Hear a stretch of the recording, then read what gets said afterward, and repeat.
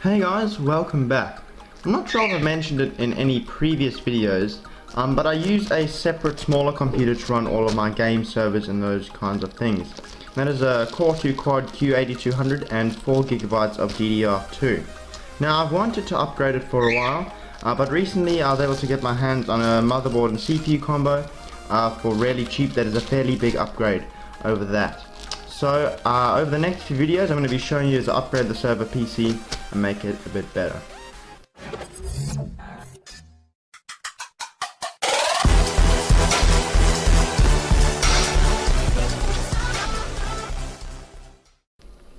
So the first thing that I got is, as I said before, this motherboard and CPU combo. So let's open it up. I don't know who packaged it. They put like 2-meter layer of bubble wrap.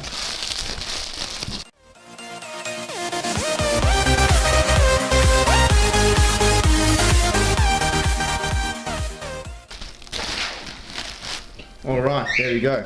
Finally got all that off. So this particular board is an Asus P55D-LE. For those of you who know better about computers, you'll know that this is the first generation of Intel's i5, i7 and i3 range. So this board actually has an i5 in it. I'm not entirely sure which one, but that is something we can have a look at later. I'll show you some of the quick features of this board. I'll peel that off. And this is a used board, so I'm not too sure why that's still on. So we got the two PCIe X16 slots. This board does support Crossfire, so that is something that I may consider doing in the future. I have a spare 7850 that I'm going to be chucking in here, so maybe get another one and Crossfire them. It's got a wide range of ports at the back. Only ones I'll rarely be using are the USB. It doesn't have built-in audio, so that means that video. It does have built-in audio, so I'm gonna have to put a video card in, which I was probably gonna do anyway. It's got 6 SATA ports, all 3 gigabit per second. It's got 4 RAM slots, so I can put. It takes up to 16 gigs of dual-channel memory. So I might only put 4 or 8 in, although if it's a server, I should probably put 8 in. But I'll see how that goes, what kind of RAM I can get. I'm also hoping to overclock the CPU as well. These first gen i5s were excellent for overclocking, so I'll try and see if I can get some decent RAM to be able to see how I can put the CPU.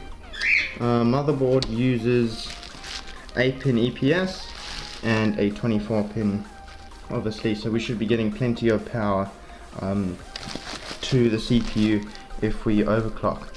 So now what I'm going to do is I'm going to take the CPU cooler off and we're going to have a look and see what's underneath.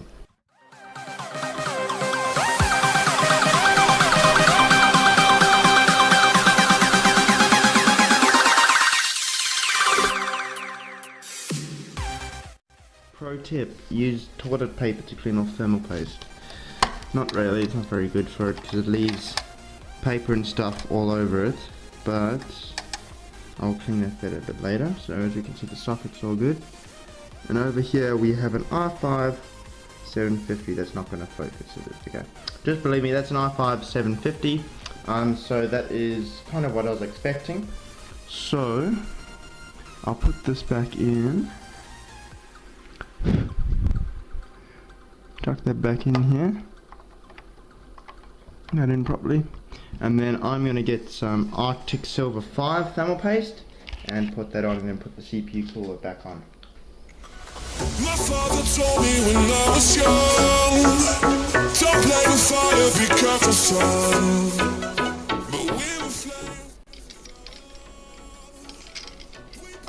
Probably close that first.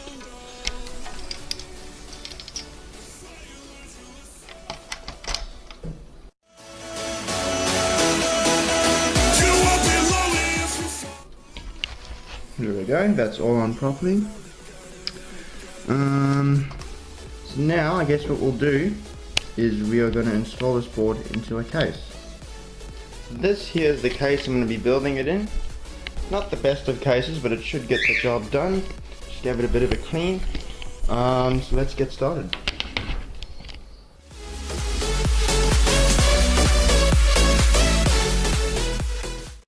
I've just realized that obviously the person who took this out of their computer, couldn't be bothered trying to get the standoffs unscrewed from these as well. So I got some free screws and standoffs, even though I don't need them. So now I gotta try and get those out.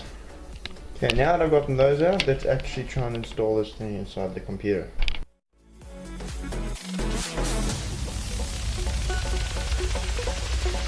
My mama told me when I was young, we still inspire, sorry son.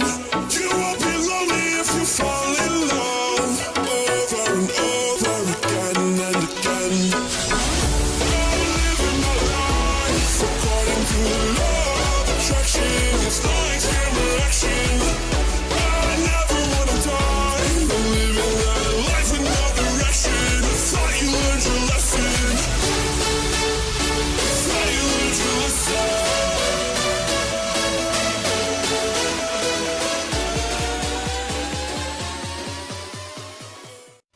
Alright, there we go. We've got the motherboard installed now. That's so good. One thing that I realized, I didn't actually have an IO shield, but I mean, it doesn't matter. I can always try and buy one online if I really want one, but I don't really need it. The next thing would probably be the power supply. Now I've got a power supply that I would like to use. It's a pretty decent 600 watt power supply. But the thing is, I'm not entirely sure if it works or not. So what we're going to do is I'm going to go grab the power supply, grab some RAM, put it in, and see if this works.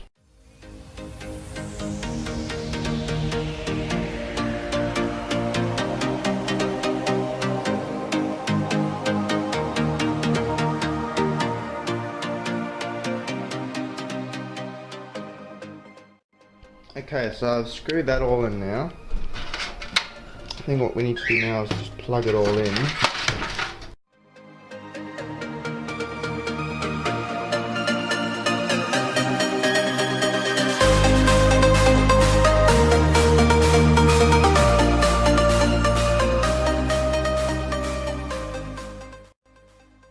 So now I'm going to go plug this in and let's see if hopefully it actually powers on. Alright, now let's plug this in. Preferably the right way around. So that's in. I believe that's all plugged in. Yep. I think. Yep. Okay. Now, let's see what happens. There we go. That is definitely working. As you can see, we've got a red light there next to the DRAM LED, which is telling us that there is no RAM installed, which is correct. But at least we've established that this power supply works. Well, that is awesome. So what we're going to do now is I'm going to end off the video here, and in the next video I'll be installing some more of the parts. So thanks for watching, guys, and I'll catch you next time.